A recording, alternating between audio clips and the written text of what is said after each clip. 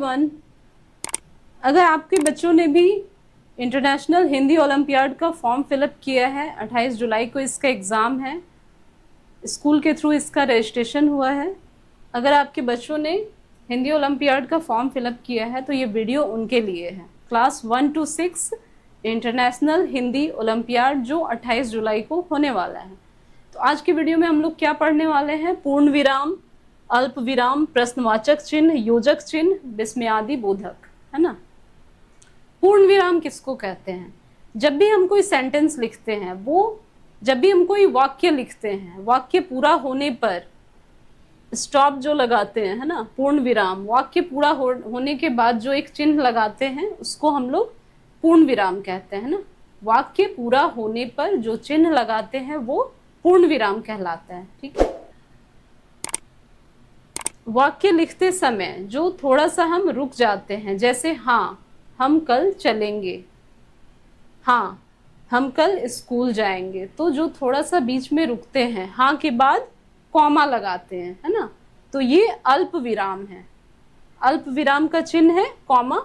ठीक है। फिर है यहाँ प्रश्नवाचक चिन्ह। जब भी हम किसी से कोई क्वेश्चन पूछते हैं, तुम कल स्कूल जाओगे, तो वहां पे प्रश्नवाचक चिन्ह लगाते हैं। ठीक है। योजक चिन्ह, योजक चिन्ह कहाँ पे लगता है? एग्जाम्पल देखते हैं, जैसे माता पिता, दिन रात, है ना, दिन रात, माता पिता, ये यहाँ जो बीच में जो चिन्ह लगाए वो क्या है? हमारा योजक चिन्ह है। ठीक है।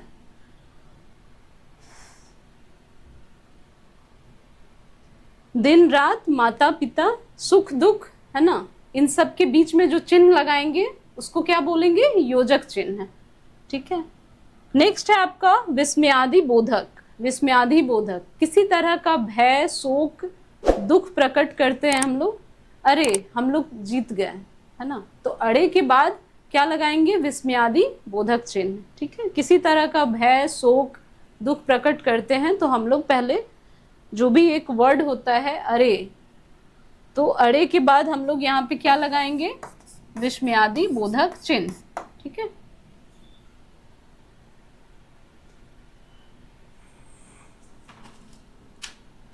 चलिए, आई होप ये क्लियर हुआ होगा। वाक्य पूरा होने पर जो चिन्ह लगाते हैं उसे पूर्ण विराम कहते हैं।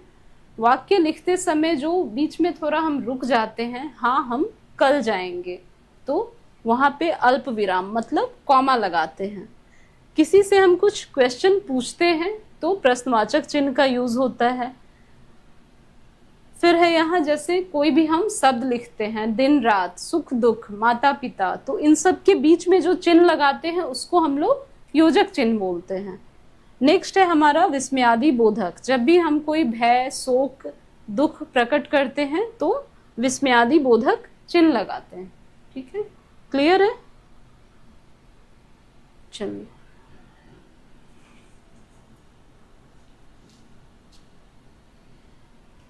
चलिए अब बात करेंगे आज की वीडियो में हम लोग संज्ञा। ठीक है। संज्ञा किसको कहते हैं?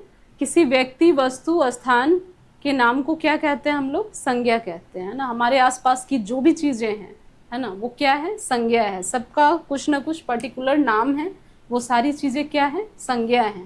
किसी व्यक्ति, वस्तु, स्थान। ठीक है। याद रखेंगे हम लोग, व्यक्ति, वस्तु, कोई भी वस्तु, कोई भी सामान, कॉपी, कलम, किताब, कुछ भी, है ना, व्यक्ति, वस्तु, स्थान, जानवर, जो भी, उन सबको क्या कहते हैं? संज्ञा कहते हैं। ठीक है। तो व्यक्ति में हम किसी का नाम लिख देंगे, है ना, राम लिख देते हैं। वस्तु में हम क्या लिख देंगे? कलम लिख देंगे। स्थान में दिल्ली लिख देंगे। ठीक है। किसी व्यक्ति, वस्तु, स्थान के नाम को क्या कहते हैं? संज्ञा कहते हैं। संज्ञा 3 प्रकार के होते हैं। ठीक है। कौन कौन से? व्यक्तिवाचक संज्ञा, जातिवाचक संज्ञा और भाववाचक संज्ञा। इनके एग्जाम्पल हम देखते हैं। अगर कोई बोले व्यक्तिवाचक संज्ञा का उदाहरण बताओ, कई बार एग्जाम में आता है व्यक्तिवाचक संज्ञा। नेक्स्ट है आपका जातिवाचक, जातिवाचक, और नेक्स्ट है भाववाचक। ठीक है।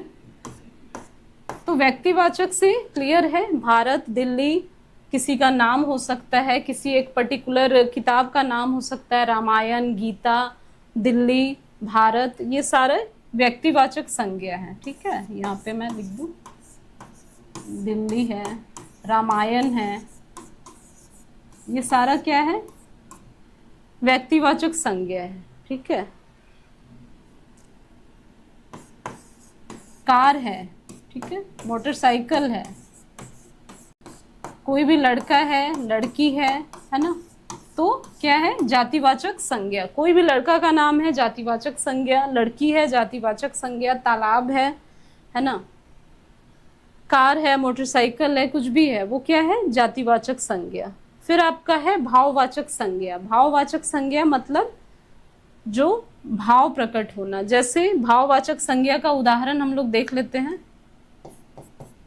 जैसे मिठास है, ठीक है, मिठास है, बुढ़ापा है, ये सारा क्या है, भाव है, भाववाचक संज्ञा का उदाहरण है। सुंदरता है, ठीक है, ठीक है। व्यक्तिवाचक संज्ञा में क्या हो गया, किसी भी पर्टिकुलर जगह का नाम हो सकता है, दिल्ली है, भारत है, कल्पना चावला है, रामायण है, गीता है, ये सारा क्या है, व्यक्तिवाचक संज्ञा है ना।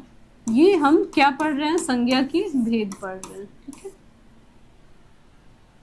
व्यक्तिवाचक संज्ञा है। फिर आपका है मेरी कार। जैसे हम सेंटेंस बोलते हैं, मेरी कार खराब हो गई, है ना, तो ये कौन सा संज्ञा है, जातिवाचक संज्ञा है। मेरी कार, मेरी मोटरसाइकिल, कोई भी लड़का है, लड़की है, तो किस में आया, जातिवाचक संज्ञा में। फिर आपका है भाववाचक संज्ञा।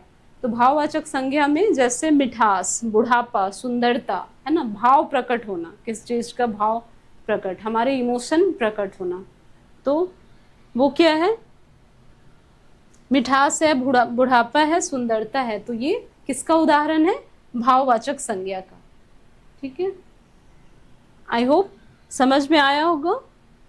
संज्ञा क्या है, किसी व्यक्ति, वस्तु, स्थान के नाम को संज्ञा कहते हैं। संज्ञा के 3 भेद हैं, व्यक्तिवाचक, जातिवाचक और भाववाचक। इन तीनों के उदाहरण मैंने लिखे। कई बार आपसे उदाहरण पूछा जाता है, जैसे उदाहरण दिया जाएगा, बुढ़ापा कौन सा संज्ञा है, तो आपका आंसर क्या होना चाहिए, भाववाचक संज्ञा। कार कौन सा संज्ञा है, तो जातिवाचक संज्ञा हो गया। क्यों हो गया, क्योंकि जब भी हम सेंटेंस बोलेंगे, जब भी वाक्य बोलेंगे, तो क्या बोलेंगे, मेरी कार खराब हो गई, है ना, तो जाति का पता चल रहा है, तो जातिवाचक संज्ञा हो गया। ठीक है, व्यक्तिवाचक, नाम से ही क्लियर है, किसी का नाम हो सकता है, किसी एक स्थान का नाम हो सकता है, दिल्ली है, भारत है ना, तो ये सब व्यक्तिवाचक संज्ञा। ठीक है, तो आज के लिए बस हम लोग इतना ही रहने देते हैं। नेक्स्ट वीडियो में हम लोग सर्वनाम क्या है, क्रिया क्या है और क्रिया विशेषण क्या है, ये टॉपिक हम लोग पढ़ेंगे। क्योंकि 28 जुलाई को हमारा इंटरनेशनल हिंदी ओलंपियाड का एग्ज़ाम है, तैयारी हम लोगों ने शुरू कर दिया है। तो आई होप आज का वीडियो आप लोग को पसंद आया होगा।